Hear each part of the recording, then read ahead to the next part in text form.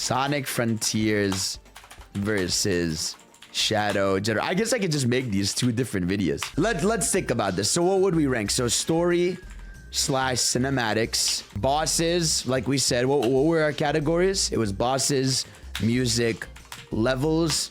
I guess here you can compare open zone, gameplay / mechanics. Hold on, post game, and then replay ability. Story and cinematics. I struggle here, I really do. Because Shadow's a very personal story, and obviously you have a lot of cooler cinematics. I think Sonic's story is way more important because it established a lot of the lore. It brought back a lot of character relationships. And in the same way where Shadow Generations gives Shadow a personal story with Maria, I feel like that's the equivalent of like one island's worth of character story in Sonic Frontiers.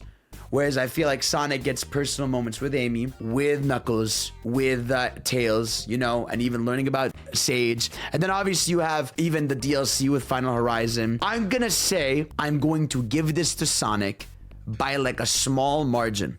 Yeah, I think they're very close, but I just think with Sonic being a bigger game and having more to do and taking the series forward, I think Sonic is much more important. Whereas Shadow, this one almost shows us everything about this character from the past and where it's headed. But I will say cinematics, see again, that's subjective. That's difficult because with Shadow, yeah, the in-game level moments with Doom are cinematic, but then you can argue all the Titan fights have way more cinematics. And I still think there were way more screaming moments and hype moments in Titan battles than I did in Shadow Gens. Like, think of my freak out moments in Shadow Gens. It was, you know, it was getting the wings, the Devil Doom, obviously, which is incredible. I guess when he meets Sonic, right? Those would be the three, and the emotional would be with Maria. I would almost like argue story and cinematic and like story and like production value are so different in this because I think Sonic would get the story, but if we're talking like animation, like actual like cinematics, animation quality, I think by far Shadow by 10 miles. Bosses,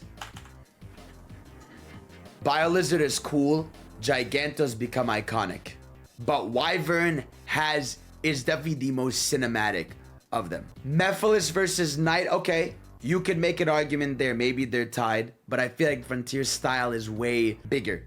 Now, End Supreme, I would say like Devil Doom. If you want to count Devil Doom versus the true Supreme End, like the actual ending, I would tie those. I think Frontier's bosses have aura, and you can never take away those fucking vocal themes. You can never take away how much sauce Sonic had in them. It was genuinely a sight to behold. Music, Sonic Frontier's music, no question. You get the incredible style of music that you get in cyberspace. You're getting the incredible style of music that's evolving on the islands all the time. Easily, no question, Frontier suit this. We all know there's vocal themes, aplenty, everything. No question, not even gonna bother with that.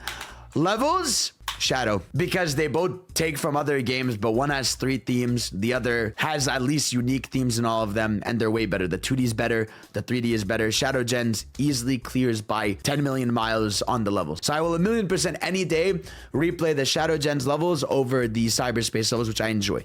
So by far, Shadow Generations on that front, no question. And yeah, I need longer levels to be the standard like that. Open zone, it might have to go to Sonic, bro.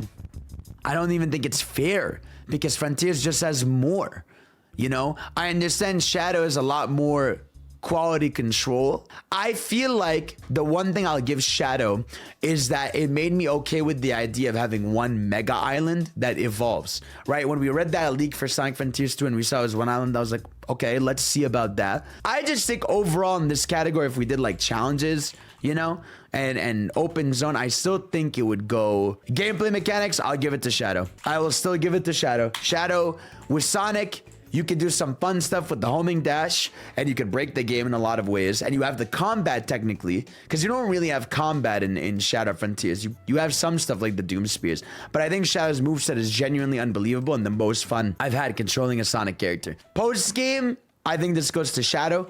Sonic Frontiers gives you nothing to do. Now, technically, you could count DLC. But I think Shadow, you know, as soon as you get the wings, you basically have a new suite of things to do. Sonic doesn't do that. So I would give Shadow the post game. And then replayability, I would tie these, to be honest. This is, again, that's a subjective one. It's like, do you want to replay open zones? And do you want to redo the levels? So overall, if we did Sonic Frontiers versus Shadow Sonic, 1, 2, 3, 4. And then Shadow gets 1, 2, 3, 4. Oh, 5. Wait, they're tied. They're tied. That's kind of crazy. Damn. So, well, shit. Well, there you have it. It really depends on what you love. Two goats really can coexist. Damn. That was a fun discussion. I like doing that. You know, they're tied. They're tied, I guess. You know, they're tied. But I'm happy about that. You know, that says a lot about Shadow Gens, that it's so much more small, but the quality is immaculate. I was distracted. How are they tied for replayability? Because I think it just boils down to what you like. You read it. Like, do you want to just do a bunch of like, if you count cyberspace, you technically have a lot more levels. You can go back to the open zones, do a bunch of challenges. I think it really is like a tied one, you know, but it tells me a lot. It's about you. But I will say the big W Shadow Gens has is a leaderboard, which Sonic Gens not having is criminal. But yeah, so that was a fun discussion. I'll probably just make that a video, have footage over it and everything. That'd be very fun.